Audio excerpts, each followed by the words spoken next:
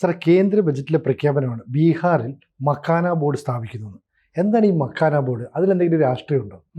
അതിന് രാഷ്ട്രീയമുണ്ട്. രാഷ്ട്രീയം ഇല്ല എന്ന് പറയാൻ പറ്റില്ല. പക്ഷേ ഒരു വലിയ ഒരു തരക്കേടില്ലാത്ത സമുദായത്തിനെ സഹായിക്കുന്ന ഒരു പരിപാടിയും കൂടി ഉണ്ട് അതിൻ്റെ അകത്ത്. ആദ്യം ഈ മക്കാന എന്ന് പറഞ്ഞാൽ എന്താന്ന് പറഞ്ഞിട്ട് രാഷ്ട്രീയത്തിലേക്ക് പോവാം. മക്കാന എന്ന് പറഞ്ഞാൽ വറുത്ത താമര വിത്ത് എന്ന് പറയാം. പ്രധാനമായിട്ടും ഇത് വാട്ടർ ലില്ലി ആണ്. അപ്പോൾ ആമ്പൽ ആണ് ഈ മക്കാന എന്ന് പറയുന്നത്. അതിൽ നിന്ന് കിട്ടുന്ന മറ്റേ കായ ഫോക്സ് നട്ട് എന്ന് പറയും അതിന്. അപ്പോൾ അത് ഒരുപാട് ഈ പോഷക ഗുണങ്ങൾ ഉള്ളതാണ്. നമ്മുടെ നാട്ടിൽ തന്നെ ഈ പണ്ട് തൊട്ടേ ഈ താമര വളയം എന്ന് പറഞ്ഞിട്ട് ഈ കൊണ്ടാട്ടത്തിന്റെ കൂട്ടത്തിൽ പല സാധനങ്ങളും വറക്കില്ലേ? അതെ അതെ. ഈ പാവയ്ക്ക വറക്കുക, പയറ് ഉണക്കി വറക്കുക എന്ന് പറയുന്ന പോലെ താമര വളയം എന്ന് പറഞ്ഞത് അത് വലിയ മെഡിസിനിലാണെന്ന് പറയാറുണ്ട്. നമ്മുടെ നാട്ടിൽ കിട്ടിയിരുന്നത് അതാണ്. ആമ്പൽ നമ്മളിങ്ങനെ അതിൻ്റെ ഒരു കായ്ക്ക് വേണ്ടി കൃഷി ചെയ്യുന്ന പരിപാടി നമുക്കില്ല. അപ്പോൾ ഇതിൻ്റെ പൂവ് വയലറ്റ് കളറിലായിരിക്കും, ഇലകൾ പച്ച തന്നെ, അകത്ത് വെള്ളയും. ആ ശക്തൻ തമ്പുരാൻ ബസ് സ്റ്റാൻഡ് എത്തുമല്ലോ തൃശ്ശൂർ, അവിടെ മലയാള മനോരമയുടെ ഒരു മണ്ഡപം പോലൊരു സംഗതിയുണ്ട്. അതിൻ്റെ താഴെ കുറച്ച് വെള്ളത്തില് ഇത് വളർത്തിയിരുന്നത് ഒരെണ്ണം വയലറ്റ് ആണെന്ന് ഞാൻ ശ്രദ്ധിച്ചിട്ടുണ്ട്. കാണാൻ നല്ല ഭംഗിയുള്ളത്. സബ്ജക്റ്റ് ചിലപ്പോൾ അത് മക്കാന ആയിരുന്നിരിക്കാം എന്ന് തോന്നുന്നു. ഇത് കാൽസ്യം, മഗ്നീഷ്യം, ഇരുമ്പ്, ഫോസ്ഫറസ് ഇതൊക്കെ ഇതിലടങ്ങിയിട്ടുണ്ട്. എല്ലുകളെ ശക്തിപ്പെടുത്തും, പഞ്ചസാരയുടെ അളവ് നിയന്ത്രിക്കും. അപ്പോൾ പ്രമേഹ രോഗികളൊക്കെ ശ്രദ്ധിക്കേണ്ടതാണ്. പേശികളെ ശക്തമാക്കും. ആർത്രൈറ്റിസ് രോഗികൾക്ക് ഇല്ലേ, വാദം, അവർക്കൊക്കെ അത് കുറയാനുമൊക്കെ നല്ലതാണ്. കഠിനമായ വ്യായാമത്തിന് ശേഷം ഈ ഫോക്സ് നട്ട് വറുത്തത് കഴിക്കുകയൊക്കെ ചെയ്യാം. ഇതിന് ഗോർഗോൺ പ്ലാന്റ് എന്ന് പറയാറുണ്ട്. ശരിക്കും ഇംഗ്ലീഷിൽ പറയുന്നത് പ്രിക്കിലി വാട്ടർ ലില്ലി എന്നാണ്. മക്കാന ആമ്പൽ ആണ്. പിന്നെ യൂറിയൽ ഫെറോക്സ് എന്ന് അതിന് ശാസ്ത്രീയമായിട്ടുമൊക്കെ പറയാറുണ്ട്. തെക്ക് കിഴക്കൻ ഏഷ്യയിൽ ആണ് ഇതിൻ്റെ വാസസ്ഥലം. ഇന്ത്യ, ചൈന, ജപ്പാൻ 3 രാജ്യങ്ങളിലാണ് ഇത് ഉണ്ടാകുന്നത്. താഴ്ന്ന പ്രദേശങ്ങളിലെ കുളങ്ങളിലാണ് വളർത്തുക.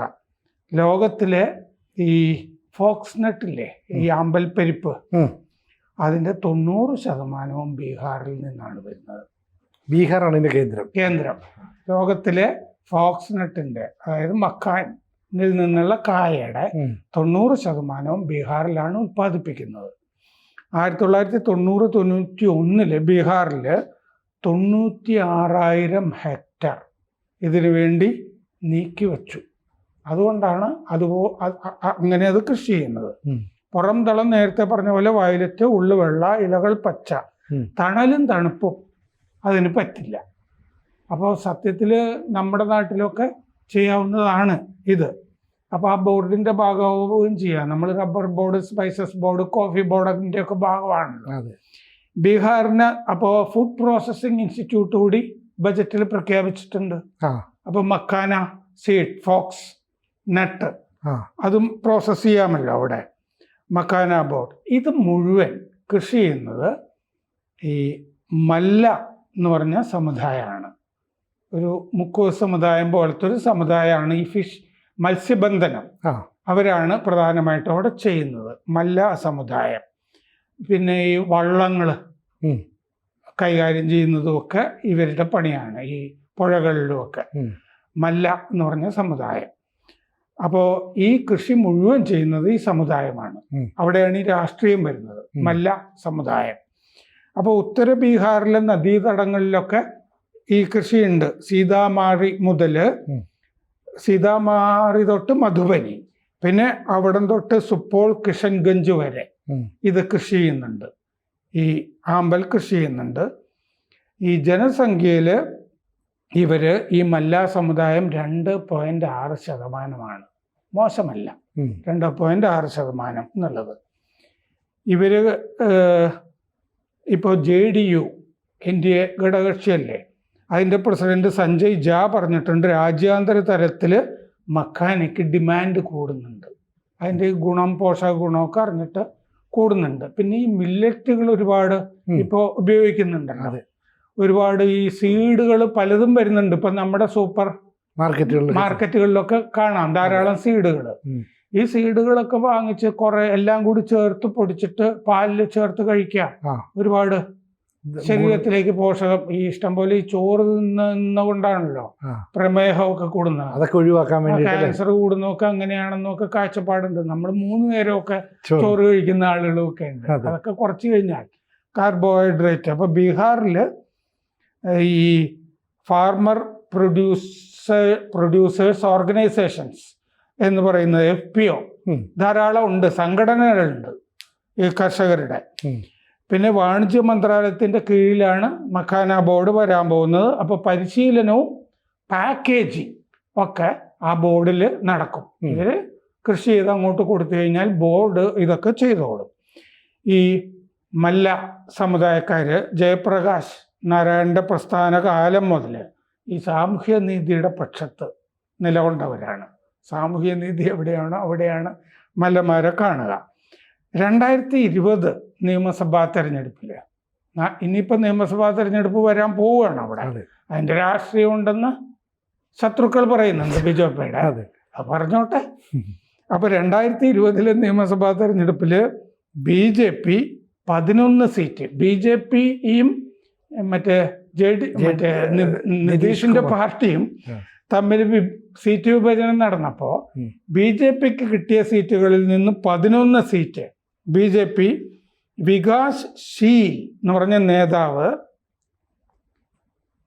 രൂപീകരിച്ച ഇൻസാൻ പാർട്ടി, അതായത് വികാസ് ശീൽ ഇൻസാൻ പാർട്ടി VIP എന്ന് പറഞ്ഞ പാർട്ടിക്ക് കൊടുത്തിരുന്നു 11 സീറ്റ്.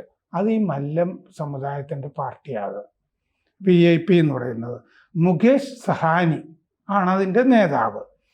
അങ്ങനെ ഈ ഒരു മല്ലയുടെ മകനാണ് ഞാൻ എന്ന് പറയുന്നത് അഭിമാനമാണെന്ന് അദ്ദേഹം പറയാറുണ്ട്.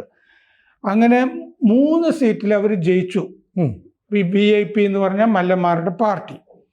BJPക്ക് മൊത്തം 74 സീറ്റും JDUവിന് 43 സീറ്റുമായിരുന്നു 2020. പക്ഷേ ഈ 3 MLAമാരുണ്ടല്ലോ ജയിച്ച ശേഷം ഈ VIP വിട്ടിട്ട് BJPയിൽ ചേർന്നു. അപ്പം അതിൻ്റെ ഒരു സങ്കടവും വിഷമവും ആ നേതാവിന് കാണുമല്ലോ, മുകേഷ് സഹാനിക്ക്. അപ്പോൾ അത് തിരിച്ചു പിടിക്കുക എന്നുള്ള ലക്ഷ്യം അവർക്കുണ്ട്. ഇതിൻ്റെ ഒരു രാഷ്ട്രീയമായിട്ട് BJPക്ക് ഉള്ളതായിട്ട് വേണമെങ്കിൽ പറയാം, ഉണ്ടാകാം.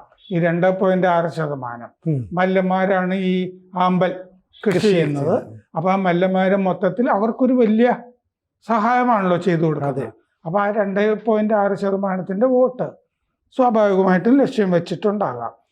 അപ്പോൾ അന്ന് ഈ BJPയിൽ ആ 3 പേര് ചേർന്നപ്പോൾ എന്ത് പറ്റിയെന്ന് വെച്ചാൽ ഈ VIP എന്ന് പറഞ്ഞ പാർട്ടി RJDയുടെ കൂടെ പോയി, ലാലു പ്രസാദിൻ്റെ കൂടെ പോയി. ഇപ്പം ഇന്ത്യ മുന്നണിയുടെ ഭാഗമാണ് ഈ മല്ലന്മാരുടെ പാർട്ടി.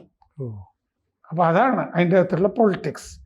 2024 ലോക്സഭാ തിരഞ്ഞെടുപ്പിൽ ഇന്ത്യ മുന്നണിയുടെ കൂടെയായിരുന്നു ഈ VIP എന്ന് പറഞ്ഞ പാർട്ടി, മല്ല സമുദായം. അപ്പോൾ ഈ മക്കാൻ ബോർഡ് വരുമ്പോൾ മല്ലന്മാരെ തിരിച്ച് പിടിക്കാനുള്ള ഒരു രാഷ്ട്രീയം അതിലുണ്ട് എന്ന് പറഞ്ഞാൽ തെറ്റ് പറയാൻ പറ്റില്ല. ഈ സഹാനി എന്ന് പറഞ്ഞ മല്ല നേതാവിൻ്റെ സ്വാധീനം കുറയ്ക്കുക എന്നുള്ള ലക്ഷ്യം കൂടി ഇതിൻ്റെ കൂടെ നല്ല കാര്യമാണ് ചെയ്യുന്നത്. മക്കാൻ ബോർഡ് എന്ന് പറയുന്നത് 90% കൃഷിയും അവിടെയാണ് അല്ലേ. ബീഹാറിൽ ഇപ്പോൾ നിയമസഭാ തെരഞ്ഞെടുപ്പ് വരാനിരിക്കുന്ന ഒരു സാഹചര്യത്തിൽ ഇത്തരം ഒരു ബോർഡ് രൂപീകരണം അല്ലെ അതിൻ്റെ പിന്നിൽ ഇങ്ങനെ ചില അജണ്ടകളുണ്ടെന്നൊക്കെ മറ്റു കക്ഷികൾ പറഞ്ഞാൽ അത് കുറ്റമാണെന്ന് പറയാൻ പറ്റില്ലല്ലോ. അതിനകത്ത് ചില സാധ്യതകൾ കൂടെ അല്ലേ. അവർ പറയുമ്പോൾ അത് കുറ്റമായിട്ടായിരിക്കും പറയുക. പക്ഷെ അതിൻ്റെ അകത്ത് രാഷ്ട്രീയം ഉണ്ടാകാം. ഇപ്പം റബ്ബർ ബോർഡ് ഉണ്ടാക്കിയതിൻ്റെ അകത്ത് രാഷ്ട്രീയം ഉണ്ട്. റബ്ബർ കർഷകർ കോൺഗ്രസിന് വോട്ട് ചെയ്യുന്നതുകൊണ്ടാണ് റബ്ബർ ബോർഡ് ഉണ്ടാക്കിയതെന്ന് അന്ന് ആരെങ്കിലും പറഞ്ഞിട്ടുണ്ടെങ്കിൽ അന്ന് അവരെ കുറ്റം പറയാൻ പറ്റില്ലല്ലോ. എന്ന് പറയുന്നത് പോലെ കർഷകർക്ക് വേണ്ടി നിലകൊള്ളുന്ന പാർട്ടിയാണ് BJP എന്നുള്ളതും തെളിയിച്ചിട്ടുണ്ടല്ലോ. മക്കാൻ മഖാന ബോർഡ് രൂപവൽക്കരിക്കുമ്പോൾ പിന്നെ ഫുഡ് പ്രോസസ്സിംഗ് ഇൻസ്റ്റിറ്റ്യൂട്ടും കൊടുക്കുന്നുണ്ട്. അപ്പോൾ നമുക്ക് റബ്ബർ ബോർഡ് ഉണ്ടാക്കാം, സ്പൈസസ് ബോർഡ് ഉണ്ടാക്കാം, അല്ലേ, കോഫി ബോർഡ് ഉണ്ടാക്കാം. അങ്ങനെ കർഷകരെ കോൺഗ്രസ് പിടിച്ചിട്ടുണ്ട് എന്ന് പറയുകയാണെങ്കിൽ മക്കാന ബോർഡ് ഉണ്ടാക്കി ഒരു സമുദായത്തിന് BJP പിടിക്കുകയാണ് എന്ന് പറഞ്ഞാലും തെറ്റില്ല. അങ്ങനെ കുരു പൊട്ടുന്നുണ്ടെങ്കിൽ പൊട്ടട്ടെ. കൂടുതൽ വാർത്തകളും വിശേഷങ്ങളും നിങ്ങളിലേക്ക് എത്താൻ ABC മലയാളം സബ്സ്ക്രൈബ് ചെയ്യുക, ബെൽബട്ടനും അമർത്തുക.